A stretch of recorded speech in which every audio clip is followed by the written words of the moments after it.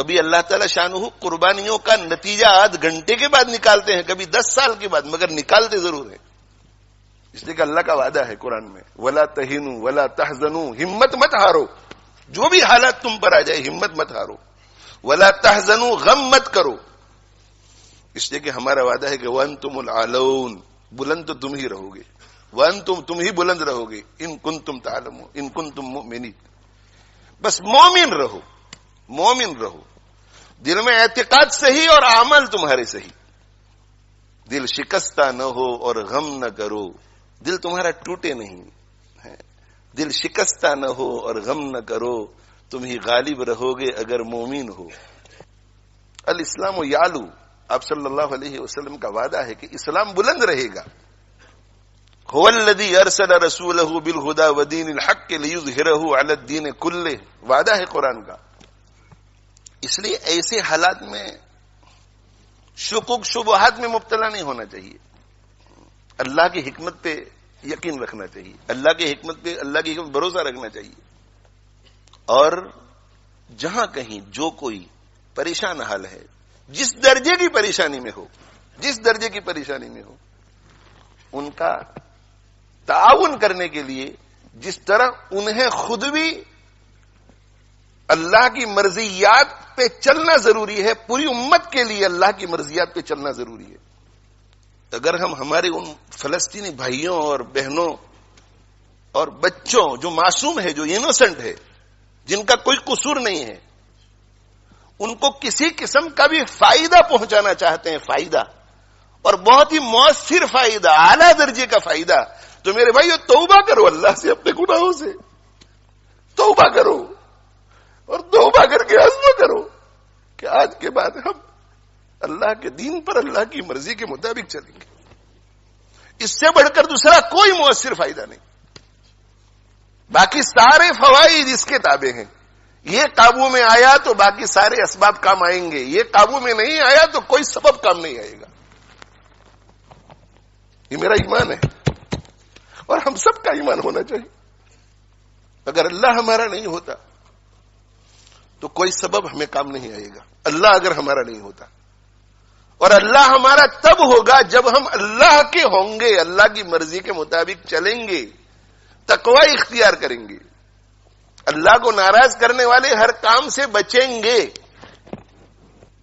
سیاسی تقریریں لوگ بہت کرتے ہیں، سیاسی تبصرے لوگ بہت کرتے ہیں، اور موقع بموقع کرنا بھی چاہیے۔ جو اس فیلڈ کے لوگ ہیں، ہماری فیلڈ یہ نہیں ہے، ہماری یہ فیلڈ ہے، ہماری قرآن کی فیلڈ ہے اور سنت رسول کی فیلڈ ہے صلی اللہ علیہ وسلم۔ آپ ایسا مت سمجھے کہ یہاں لیسٹر میں رہ کر کے اگر ہم تقوی اختیار کریں گے تو ان کو کیا فائدہ ہوگا، وہ آپ چھوڑ دیجئے۔ آپ قرآن اور حدیث پر، اللہ کے فرمان اور رسول اللہ صلی اللہ علیہ وسلم کی ارشاد پر یقین کر کے آنکھ بند کر کے کیجئے، پھر آپ دیکھو کہ اللہ تعالی شانہ اپنی قدرت کا مظاہرہ کیسے فرماتے ہیں۔ اللہ نہیں بدلا ہے، اللہ کا قانون بھی نہیں بدلا ہے، اللہ جیسے پہلے تھا آج بھی ویسا ہی ہے۔ اللہ کی حالت میں، اللہ کی شان میں کوئی فرق نہیں آتا، اللہ کے قانون میں، اللہ کے وعدوں میں کوئی فرق نہیں آتا۔ آج بھی ہو جو ابراہیم سا ایمان پیدا، آج بھی ہو جو ابراہیم سا ایمان پیدا، آگ کر سکتی ہے انداز گلستاں پیدا۔ آج بھی اگر ابراہیم علیہ الصلوۃ والسلام جیسا ایمان، ویسا یقین، ویسا بھروسہ اللہ پر، ویسا توکل، ویسا اعتماد ہو، اور ویسا تقوی ہو، ویسا صبر ہو، آج بھی ویسا ذکر ہو، زبانی ذکر بھی ہو، دل بھی جڑا ہوا ہو، آگ کر سکتی ہے انداز گلستاں پیدا، تو آگ باغ بن سکتی ہے آج بھی۔ اسے کہ اللہ کا قانون ایک ہی ہے۔ فضائے بدر پیدا کر، فرشتے تیری نصرت کو اتر سکتے ہیں گردوں میں، قطار اندر قطار اب بھی۔ فضائے بدر پیدا کر، فضائے بدر کیا تھی؟ فضائے بدر ایمان والی تھی، ایمان والی۔ فضائے بدر یقین والی تھی، فضائے بدر اخلاق حمیدہ والی تھی، فضائے بدر شکر والی تھی، صبر والی تھی، فضائے بدر تواضع والی تھی، تواضع والی۔ کتنی تواضع؟ اس قدر تواضع کہ اللہ تعالی شانہ نے فرما دیا تھا کہ ان کا پیچھا کرو تو بھی تمہاری جیت اور ان سے لڑو تو بھی تمہاری جیت.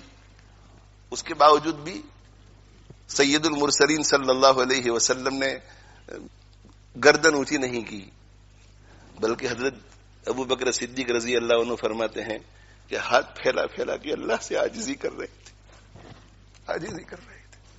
فضائے بدر رجوع اللہ، رجوع اللہ.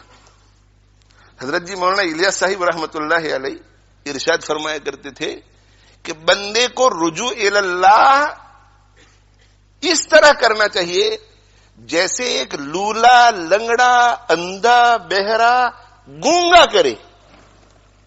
ایک لولا، لنگڑا، بہرا، اندھا، گونگا، اس کو جب کوئی ضرورت پیش آ جائے تو وہ کتنا رجوع کرے گا اللہ کی طرف، کتنی عاجزی کرے گا. اس لیے کہ وہ جانتا ہے کہ میں چل نہیں سکتا، میں پکڑ نہیں سکتا، میں کسی کی بات سن نہیں سکتا، میں دیکھ نہیں سکتا، میں کسی کو پکار نہیں سکتا، اور مجھے بھوک لگی ہے، مجھے پیاس لگی ہے، اب میں کیا کروں. اس کا پورا بھروسہ اللہ پر ہوگا کہ اللہ ہی مجھے بچا سکتا ہے، اللہ ہی مجھے کھلا سکتا ہے، اللہ ہی مجھے پلا سکتا ہے. وہ کتنی آہوزاری کے ساتھ دعا کرے گا. تو حضرت جی مولانا الیاس صاحب رحمۃ اللہ علیہ فرماتے تھے کہ دعا کرو اللہ سے تو اس اپاہج، اس لولے، اس لنگڑے، اس اندھے، اس بہرے، اس گونگے کی طرح دعا کرو جس کے پاس سوائے اللہ کے دوسرا کوئی سبب نظر نہیں آتا. اور صرف دعاؤں سے کام نہیں بنتا بلکہ دوڑ بھاگ بھی کرنی پڑتی ہے، صحیح اسباب اختیار کرنے پڑتے ہیں. تو دعا اور دعا کے ساتھ جو بھی اسباب ہیں، ڈیمونسٹریشن لوگ کرتے ہیں، شرعی حد میں رہ کر ڈیمونسٹریشن کرو، پیٹیشن